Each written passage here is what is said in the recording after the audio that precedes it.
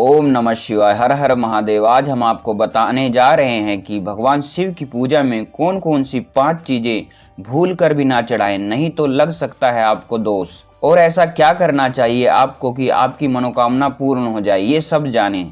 हम शिवलिंग की पूजा भगवान भोलेनाथ को खुश करके मनोकामना की पूर्ति के लिए करते हैं। शिव शंकर बहुत ही आसानी से खुश होने वाले भगवान हैं, परंतु शिवलिंग की पूजा में ये 5 गलतियां कभी भी ना करें, वरना पूजा पाठ अभिषेक का फल तो मिलेगा ही नहीं, उल्टा इसका आपको दोष लग जाएगा। आइए वो 5 बातें क्या है जिससे हमें बच के रहना है, उसके बारे में हम आपको क्रम से बताते हैं। पहला, कभी भी शिवजी की पूजा में शंख का उपयोग नहीं किया जाता, क्योंकि शंखचूड़ का वध भगवान शंकर जी ने किया था और शंखचूड़ का ही रूप माना गया है शंख। शंखचूड़ और शिव में शत्रुता का भाव माना जाता है। यह शंखचूड़ भगवान विष्णु का प्रिय भक्त था, इसलिए भगवान विष्णु की पूजा में और भगवान विष्णु के सभी अवतारों की पूजा में शंख का विशेष महत्व होता है और शंख से ही भगवान विष्णु का अभिषेक स्नान किया जाता है। इसलिए शिवलिंग की पूजा में, पूजा अभिषेक में कभी भी शंख का उपयोग भूल कर भी ना करें। दूसरा, तुलसी का उपयोग। कई बार लोग प्रसाद बनाने के समय तुलसी की पत्ती को पवित्र मानकर शिवजी की पूजा में बने प्रसाद में भी लोग उपयोग कर देते हैं और उसी तुलसी डले प्रसाद को शिवजी को भोग लगा देते हैं। तुलसी दल का प्रसाद या तुलसी दल का उपयोग शिवलिंग में किसी भी रूप में नहीं किया जाता, ना ही शिवलिंग में इसे चढ़ाया जाता है। यह पूरी तरह से वर्जित है। तुलसी को भगवान विष्णु ने अपनी पत्नी का दर्जा दिया है, इसलिए उनका उपयोग शिवजी की पूजा में पूरी तरह से वर्जित है। यह सिर्फ विष्णु जी की ही पूजा में उपयोग किया जाता है। तुलसी का उपयोग विष्णु जी और उसके सारे अवतारों के पूजा, भोग, प्रसाद आदि में प्राथमिकता से किया जाता है।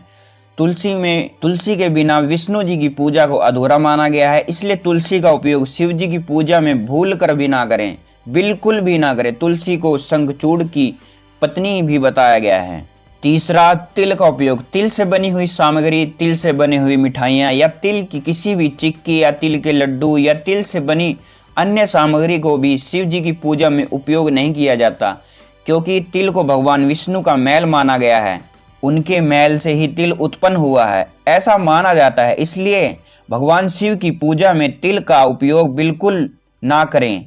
किसी विशेष परिस्थिति में जैसे मकर संक्रांति या किसी विशेष पूजा में अपने पंडित जी से सलाह के बाद ही इसका उपयोग करें।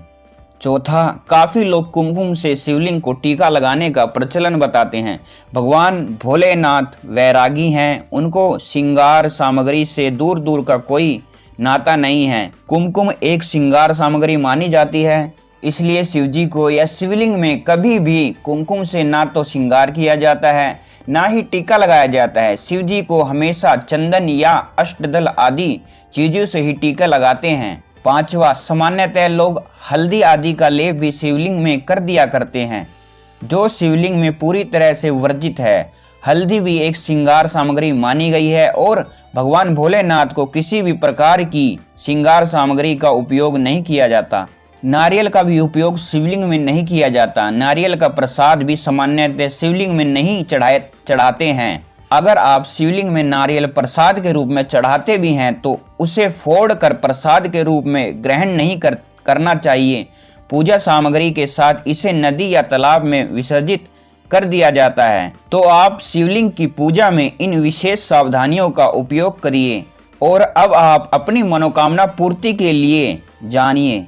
एक बेलपत्री को अपने हाथ में रखकर शिव महापुराण का यह वचन कहिए कि हे भोलेनाथ, हमने सुना है कि बेलपत्री माता पार्वती के अश्रु आंसुओं से उत्पन्न हुआ है, जो कि सभी मनोकामनाओं की पूर्ण करने वाला है, सभी इच्छाओं को और अभिलाषाओं को पूर्ण करने वाला है, सभी दुखों कष्टों को, दुख दरिद्रताओं को दूर करने वाला है, सभी चिंताओं को हरने वाला है, सभी की झोली भरने वाला है, सभी सुख सौभाग्य प्रदान करने वाला है, जो कि भोलेनाथ आपको भी बहुत प्रिय है।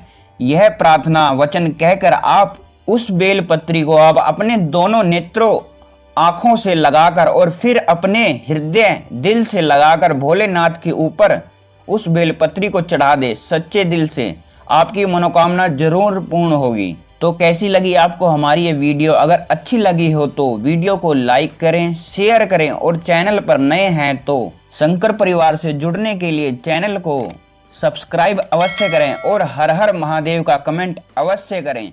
हर हर महादेव।